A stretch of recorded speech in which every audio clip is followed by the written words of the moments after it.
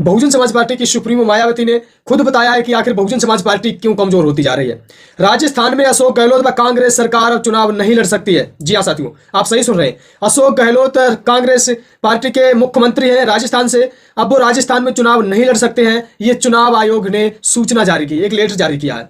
आपको बताऊंगा कि जहां पर चंद्रशेखर आजाद है वहीं पर बसपा सुप्रीमो मायावती, या ये कह लीजिए जहां पर बसपा सुप्रीमो मायावती वहीं पर चंद्रशेखर आजाद। नमस्कार दोस्तों, मैं पवन पेरियार और आप देख रहे हैं पीएल बहुजन आवाज। बने रहिए मेरे साथ बहुजन समाज से जुड़ी हुई खबरें पाने के लिए। साथियों, आज हम इन विषयों पर बात करेंगे और आपको बताऊंगा कि ईवीएम पर क्या सवाल खड़े किए बसपा सुप्रीमो मायावती ने, और उसके बाद बसपा सुप्रीमो मायावती ने खुद की पार्टी को कमजोर होने का क्या कारण बताया। जी हाँ साथियों, चलते हैं खबर की तरफ। आपको पता होगा ईवीएम मशीन जब जब चुनाव होते हैं तब तब ईवीएम पर सवाल खड़े किए जाते हैं।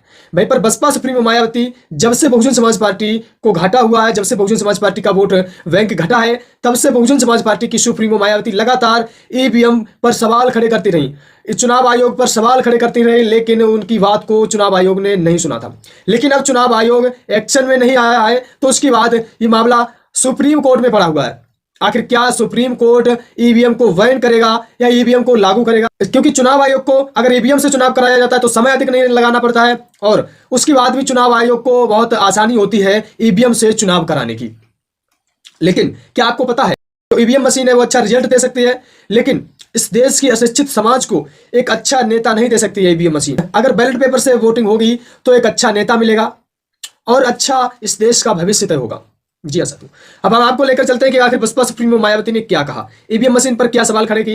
बसपा सुप्रीमो मायावती बोली, कभी कभी इनकी ईवीएम फेल हो जाती है, आप वोट डालने जरूर जाना। मायावती ने ईवीएम पर उठाए सवाल, कहा वोट जरूर दो क्योंकि कभी कभी इनका सिस्टम भी हो जाता है फेल। बसपा अध्यक्ष मायावती ने निवाड़ी में कहा, कांग्रेस और भाजपा दो पार्टियों ने ईवीएम का दुरुपयोग किया है, इस वजह से उनकी पार्टी को नुकसान पहुंचा है। बसपा सुप्रीमो मायावती ने साफ कर दिया है कि ईवीएम का दुरुपयोग किया है कांग्रेस और बीजेपी ने, इसीलिए उनकी पार्टी को ये घाटा झेलने को मिल रहा है, उनकी पार्टी का वोट बैंक कमता हुआ नजर आ रहा है। वहीं पर आपको बता दूं भीम आर्मी चीफ चंद्रशेखर आजाद, जहां पर बहुजन समाज पार्टी की सुप्रीमो मायावती रैलियां करती है, वहीं पर चंद्रशेखर आजाद रैली करते हैं। मध्य प्रदेश में इस समय बहुजन समाज पार्टी की सुप्रीमो मायावती है, वहीं पर मध्य प्रदेश में भीम आर्मी चीफ चंद्रशेखर आजाद भी अपनी मौजूदगी बनाए हुए हैं। चंद्रशेखर आजाद आकाश आनंद का बयान दोहराते हुए कहते हैं, आकाश आनंद ने बयान दिया था कि कौन चंद्रशेखर आजाद मैं नहीं जानता हूं, इस पर चंद्रशेखर आजाद आज कहते हैं, चंद्रशेखर आजाद कहते हैं इस देश में जो बहुजन समाज के लोग हैं वो इस देश की गरीब जनता को नहीं जान रहे, वो चंद्रशेखर आजाद जैसे लोगों को नहीं जान रहे। बताओ, मैं तो भी गरीब हूं और मुझसे भी ज्यादा इस देश की जनता गरीब है, इस प्रदेश की जनता गरीब है।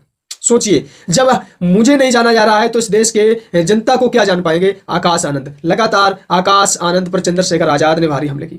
चंद्रशेखर आजाद का कहना है ना तो हमारे समाज के पास गाड़ी है, ना ही मकान है, ना ही भोजन की अच्छी व्यवस्था है, और ना ही उनके पास पहनने के लिए अच्छे कपड़े हैं, ना ही सरकारी बिल भरने का पैसा है, और ना ही उनके पास इतना पैसा है जो अपने बच्चों को अच्छे स्कूल में पढ़ा सकें। हमारी समाज तो गरीब है, हमारी समाज तो छोटी मोटी है, लेकिन इस जो समाज के नेता हैं वो छोटे मोटे लोगों को नहीं पहचानते हैं। इस प्रकार का बयान भीम आर्मी चीफ चंद्रशेखर आजाद देते हैं। वहीं पर आपको लेकर चलता हूं कि आखिर कांग्रेस को इतना बड़ा घाटा लगने जा रहा है राजस्थान में। जी हां साथियों, आप सही सुन रहे हैं। चुनाव आयोग ने राजस्थान के मुख्यमंत्री कांग्रेस से है अशोक गहलोत, उनका चुनाव से नामांकन रद्द कर दिया है। अशोक गहलोत नहीं लड़ पाएंगे चुनाव। नामांकन फार्म में दो आपराधिक मामले की शिकायतें दर्ज हैं। नामांकन फार्म में जानकारी छिपाने का आरोप लगाया गया है। साथ ही चुनाव आयोग से ये अपील की गई है कि अशोक गहलोत का नामांकन रद्द करते हुए उनके खिलाफ मामला दर्ज किया जाए। कांग्रेस का राजस्थान में सूफड़ा साफ होने वाला है, क्योंकि कांग्रेस के जो नेता हैं उनका नामांकन रद्द करने की मांग की जा रही है। उन पर आपराधिक मामले दर्ज है। वो मामले छिपाने के लिए कांग्रेस के नेता अशोक गहलोत ने कुछ चालें चली और उन चालों में फंस गए हैं अशोक गहलोत। अब चुनाव नहीं लड़ पाएंगे अशोक गहलोत। खैर, इस खबर पर आपकी क्या प्रतिक्रिया, अपनी महत्वपूर्ण प्रतिक्रिया जरूर जोड़ दीजिए। मिलते हैं नेक्स्ट वीडियो में, तब तक के लिए जय भीम, धन्यवाद।